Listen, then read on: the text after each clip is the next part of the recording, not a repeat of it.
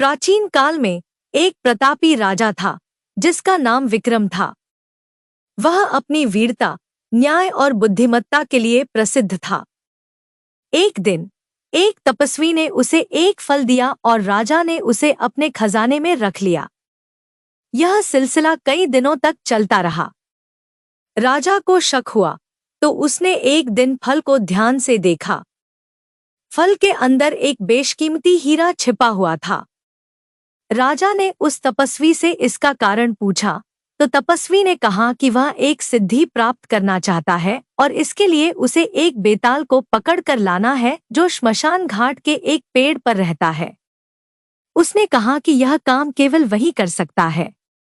तपस्वी की मदद करने के लिए राजा विक्रम बेताल को पकड़ने के लिए श्मशान घाट गए। जब वे पेड़ के पास पहुंचे तो उन्होंने देखा कि बेताल एक पेड़ से उल्टा लटका हुआ है।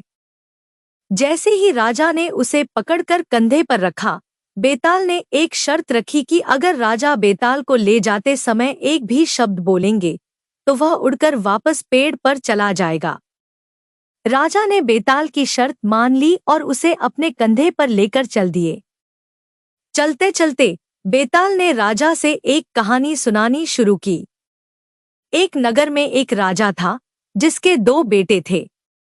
दोनों ही भाई बहुत विद्वान और बुद्धिमान थे। दुर्भाग्य से एक दिन दोनों भाई एक ही लड़की, चंद्रकला, से प्रेम करने लगे। यह बात राजा को पता चली तो राजा ने अपनी समस्या का समाधान करने के लिए एक शर्त रखी। राजा ने कहा कि जो कोई भी अपनी बुद्धि और शक्ति से चंद्रकला को सबसे पहले यहाँ लाएगा, उसी से उसका विवाह होगा। दोनों भाई चंद्रकला को पाने के लिए अलग अलग दिशा में निकल पड़े। पहला भाई एक गांव में पहुंचा जहां उसने 3 दोस्तों को देखा। तीनों दोस्त बहुत ही खास थे। एक धनुर्धर था, दूसरा बढ़ी लकड़ी का कारीगर और तीसरा पंडित था जिसे ज्योतिष विद्या का गहरा ज्ञान था। पहले भाई ने उन तीनों से अपनी समस्या बताई और कहा कि वे उसकी मदद करें। तीनों दोस्त मान गए और उसके साथ चल पड़े। दूसरे भाई को एक जंगल में एक बूढ़ा जादूगर मिला। उस जादूगर ने उसे एक जादुई पुष्प विमान दिया जो पलक झपकते ही कहीं भी जा सकता था। दूसरे भाई ने विमान लिया और उड़कर चंद्रकला के महल में पहुंचा। इधर पहले भाई ने अपने धनुर्धर मित्र की मदद से एक तीर से चंद्रकला के महल का पता लगाया। पंडित मित्र ने अपनी ज्योतिष विद्या से पता लगाया कि चंद्रकला किस दिशा में है।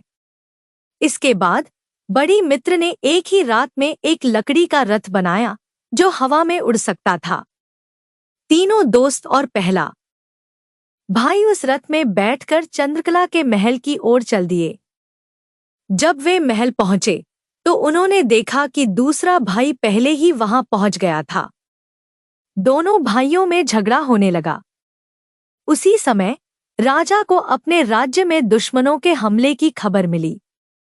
दोनों भाई और उनके मित्र युद्ध में शामिल हो गए और दुश्मनों को हरा दिया। कहानी के अंत में बेताल ने राजा विक्रम से पूछा, हे राजा, चंद्रकला से विवाह का असली हकदार कौन है? वह भाई जो पहले पहुंचा या वह भाई जो अपने दोस्तों की मदद से आया, या फिर उन 3 दोस्तों में से कोई एक जिसने उसे पाने में मदद की?